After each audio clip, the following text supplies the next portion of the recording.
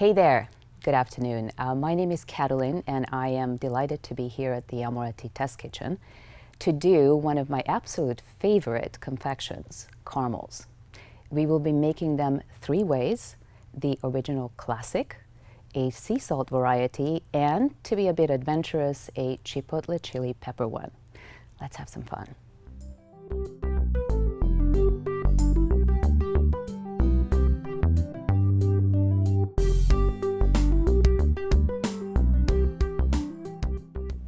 Before we get started with the actual cooking, I wanted to call your attention that you will need two special pieces of equipment for this. You will need a non-stick square pan or a rectangle, whatever your preference is, lined with parchment paper, and the parchment paper needs to be sprayed with a non-stick oil, number one.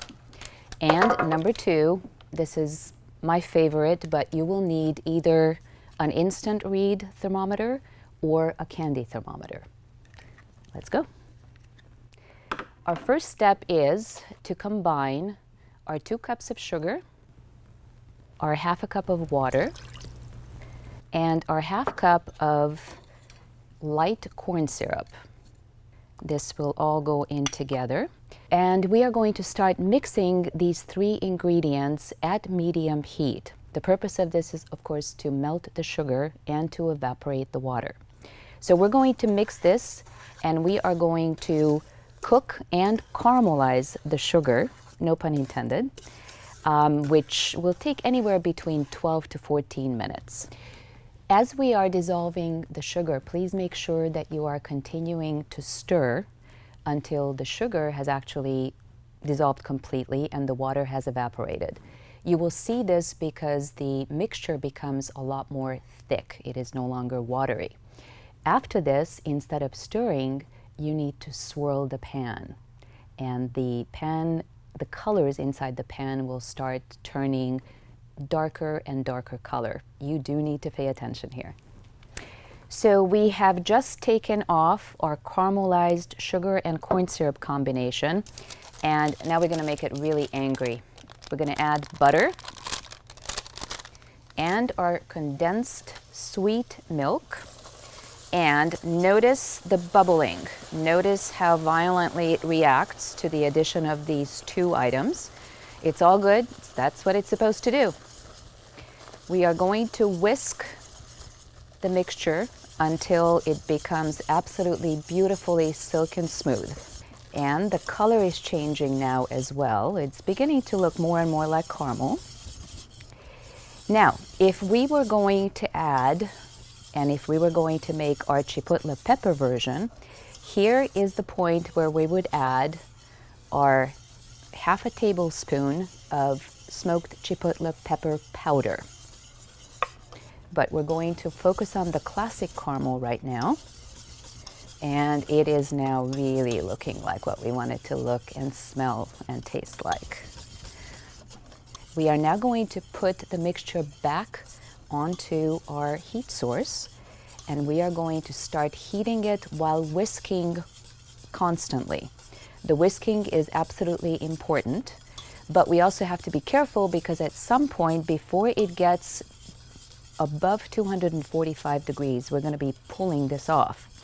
So we're whisking and testing for temperature.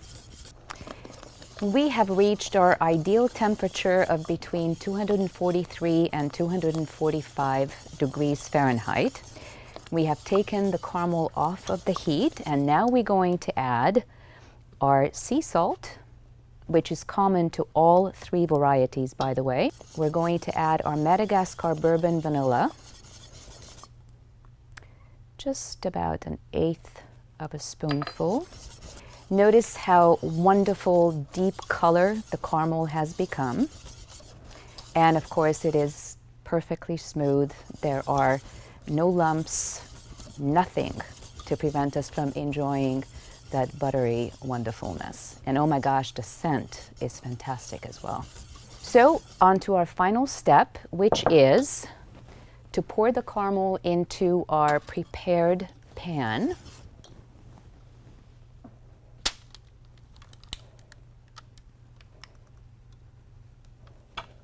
I will continue to use the wooden spoon to scrape out because we don't want to lose an ounce of this.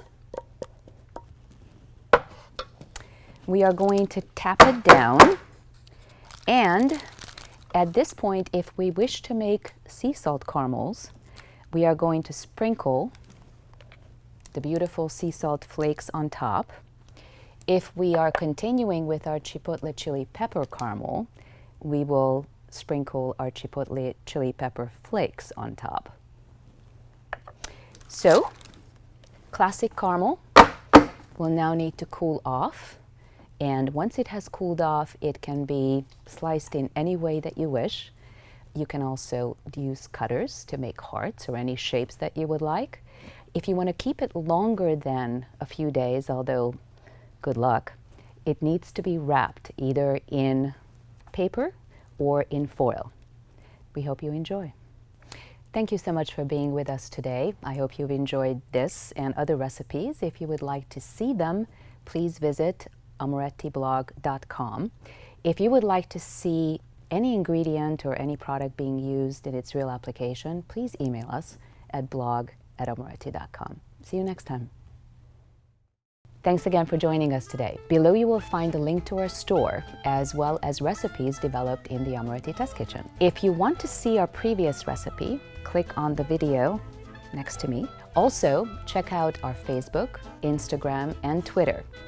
Most important, don't forget to hit the like button and subscribe to our channel. Now that the rest of your ingredients are mixed, you can add your sour cream.